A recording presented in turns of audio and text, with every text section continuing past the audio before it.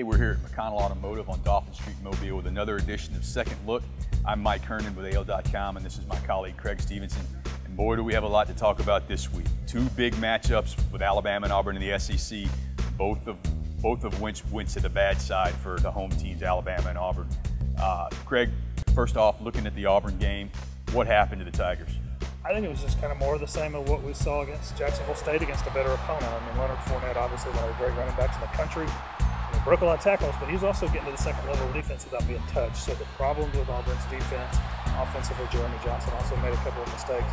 But just what we had seen already just continued to rear its head. I'm not sure where Auburn goes from here. Alabama, on the other hand, was in the game until the end, but still a shocking result for the Crimson Tide. Yeah, I think obviously the 5 turnovers played a huge role in that game. I don't know what it is about Alabama and fumbling kickoffs against Ole Miss, but it seems to be epidemic after two seasons of it.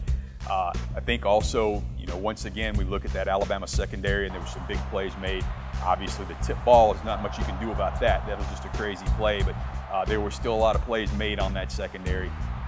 They've got some questions to answer, but if I'm an Alabama fan, I feel a little bit better about where they are than if I'm an Auburn fan with what happened in that game. Alabama was down significantly. Hugh Freeze said as much, said I let myself think the game was over. Alabama comes storming back and shows that pride and that resiliency that we've come to know out of them. Auburn, on the other hand, I think while they didn't quit, and that's a positive, I think they took it on the chin a little bit harder than Alabama did, and I think there are some serious questions moving forward for them. As we look forward, Alabama should have a little bit of a breather this week, but there's a little bit of a history between these two teams, isn't there? Yeah, they host Louisiana Monroe, 41-point favorite, I think Alabama is last I saw. Last time they played them, though, 2007, Nick Saban's first year, that infamous 21-14 ULM win. It would be hard to imagine that happening again, but obviously, at least in Nick Saban's mind, that's going to be a talking point for this week. Auburn stays in the SEC. Mississippi State, a program that got the best of them last year. Can the Auburn Tigers rebound?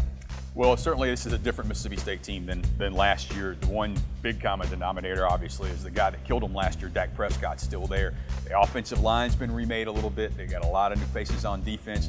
But if you watch them play LSU a couple of weeks ago, they were in that game with a shot to win if they could have hit a field goal at the end. You contrast that with what Auburn did. Obviously, State was at home. Auburn was on the road, a little bit different.